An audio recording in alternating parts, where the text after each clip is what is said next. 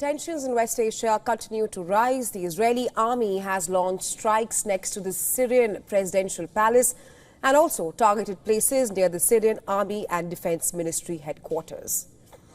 The attack follows a dramatic escalation in the southern Syrian city of Suwaida, where intense battles have broken out between the Syrian government forces and the Druze fighters. Now, just hours before the airstrikes, Israel had issued a stern warning to Syria to withdraw its troops from Suwaida or face the consequences. قصف بغارتين استهدفت هيئة الأركان بشكل مزدوج من اليمين ومن اليسار. شاهدنا قطع من المبنى تتطاير. قصف جديد يا شباب، قصف خطونا بسرعة بسرعة بسرعة بسرعة بسرعة بسرعة. إذا استهدافنا من هيئة الأركان بشكل كامل. Syrian security forces could be seen monitoring the streets near the military headquarters in Damascus, and that's following the Israeli strike. Suwaida, home to Syria's Druze minority, has turned into a battlefield. A ceasefire announced by Damascus on Tuesday did not even last a single day. Deadly street battles continue to flare between Druze fighters and government forces. Syrian President Ahmed al-Shara ordered massive deployment of troops in Suwaida. According to the UK-based Syrian Observatory for Human Rights, more than 250 people have died in the fighting, including over 130 soldiers of the Syrian armed forces. The Israeli government has dismissed Syria's new leadership under Ahmed al-Shara, calling it a group of extremists. Israeli officials see the Druze as potential allies in Syria and claim that their intervention is meant to shield them from state aggression.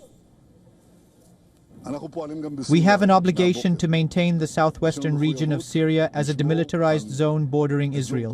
We will not allow a return to a situation where a second Lebanon is being established there, and we are also obligated to protect the Druze residents.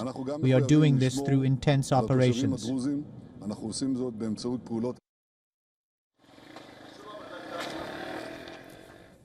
Well, footage released by the Israeli military shows airstrikes hitting Syrian military vehicles en route to Suwaida. Israeli warplanes launched at least 7 air raids across the Suwaida region and also struck many parts of the capital, Damascus. Syria's health ministry said Israeli strikes on Wednesday killed at least 1 person and wounded 18 others. The United States, according to an Axios report, has now asked Israel to halt its strikes on Syrian military forces in southern Syria. The report, citing a U.S. official, said that Israel has assured the Americans that it would cease the attacks on Syria now. U.S. Secretary of State Marco Rubio said that the United States was concerned, adding that he had just spoken to the relevant parties over the phone. But the fire is spreading.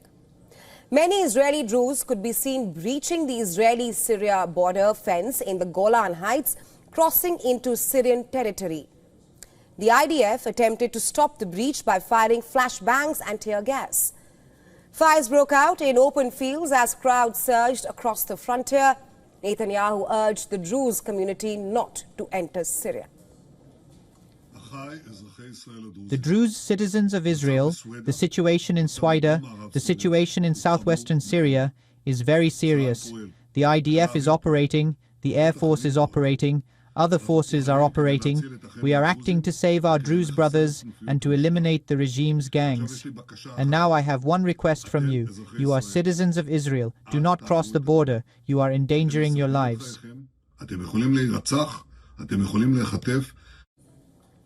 Well, the Israeli strikes on Damascus mark a dangerous turn. Developments and diplomacy here will decide whether this conflict spreads. War shadows deepen. Can this one be controlled before it gets out of hand?